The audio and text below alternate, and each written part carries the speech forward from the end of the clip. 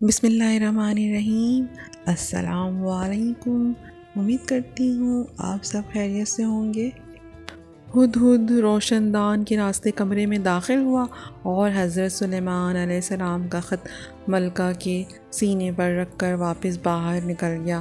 ملکہ کی آنکھ کھلی تو خط دیکھ کر پریشان ہو گئی، پھر خط پر حضرت سلیمان علیہ السلام کی مہر دیکھ کر اس نے خط کھولا اور پڑھنے لگی۔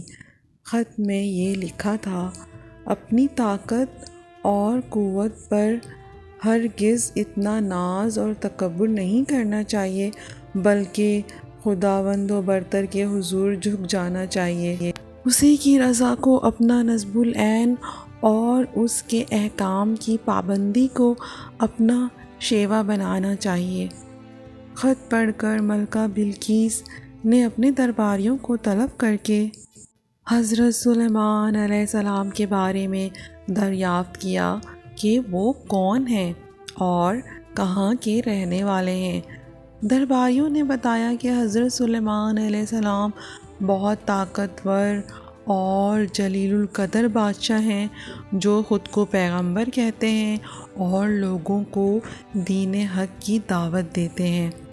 یہ سن کر ملکہ نے درباریوں کو حضرت سلیمان علیہ السلام کے خط کے بارے میں بتایا اور انہیں خط کی عبارت سنا کر ان سے مشورہ مانگا کہ اس خط کا کیا جواب دیا جائے۔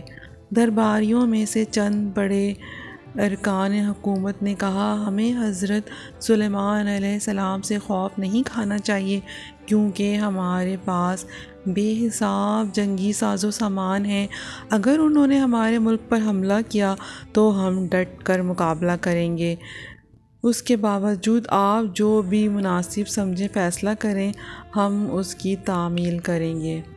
ملکہ بلقیس نے درباریوں کی تجویز سن کر کہا، بے شک ہم طاقتور ہیں، لیکن کسی معاملے کا حل یہ نہیں کہ فوراً جنگ کے لیے تیار ہو جائیں۔ بہتر یہ ہے کہ چند قاصدوں کو بیش قیمت تحائف دے کر حضرت سلیمان علیہ السلام کی خدمت میں بھیجا جائے۔ اس بہانے قاصد ان کی شوکت و عظمت کا بھی بخوبی اندازہ لگا آئیں گے اور یہ بھی پتہ چل جائے گا کہ وہ ہم سے کیا چاہتے ہیں۔ اگر وہ واقعی زبردست قوت و طاقت والے بادشاہ ہوئے تو ان سے جنگ کرنا بے سود ہوگا۔ تمام درباریوں نے ملکہ کی رائے پر اتفاق کا اظہار کیا۔ تب ملکہ نے بیش قیمت تحائف کے ساتھ چند ایلچی دربار سلیمانی میں روانہ کیے۔ یہ ایلچی جب دربار میں پہنچے اور انہوں نے حضرت سلیمان علیہ السلام کی خدمت میں تحائف پیش کیے تو حضرت سلیمان علیہ السلام نے تحائف دے کر ایلچیوں سے فرمایا، تم جن قیمتی اشیاء سے مجھے بہلانے آئے ہو، ان سے زیادہ قیمتی اشیاء میرے اللہ نے مجھے عطا کر رکھی ہیں۔ میرے نزدیک تمہارے ان تحائف کی کوئی حیثیت و اہمیت نہیں ہے۔ ملک و حکومت اور مال و دولت میرا نصب العین نہیں ہے۔ میں تو کلمہ حق بلند کرنا چاہتا ہوں۔ میری خواہش ہے کہ تمام لوگ احکامات الہی کے پابند ہو جائیں۔ تم یہ تحائف واپس لے جاؤ اور اپنی ملکہ سے جا کر کہو، اس نے میرے نصب العین میں رکاوٹ پیدا کرنے کی کوشش کی تو میں ایک عظیم الشان لشکر کے ہمراہ آ کر اس کے محل کی اینٹ سے اینٹ بجا دوں گا۔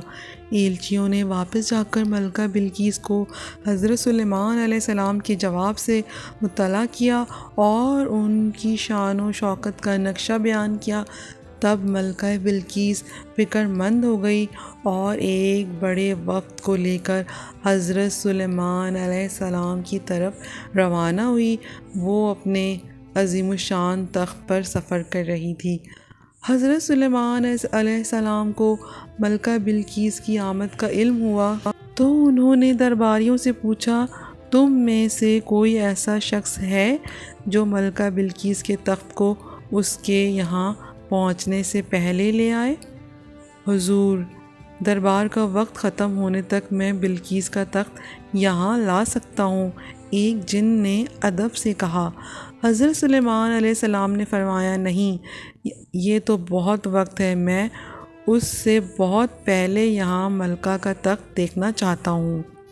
تمام درباری خاموش رہے۔ آخر وزیر اعظم برقیہ نے کہا، حضور اگر اجازت ہو تو میں چشمہ زون میں ملکہ کا تخت لا سکتا ہوں۔ آپ نے وزیر اعظم برقیہ کو اجازت دی اور وہ پلک جھپکنے کی دیر میں ملکہ بلقیس کا تخت وہاں لے آیا۔ آپ نے ملکہ کا خیر مقدم کیا اور اس کے آرام و آسائش کا سامان مہیا کیا۔ ملکہ بلقیس حضرت سلیمان علیہ السلام کے حسن اخلاق سے بے حد متاثر ہوئی اور آپ پر ایمان لے آئی، پھر آپ سے اجازت لے کر واپس اپنے ملک چلی گئی۔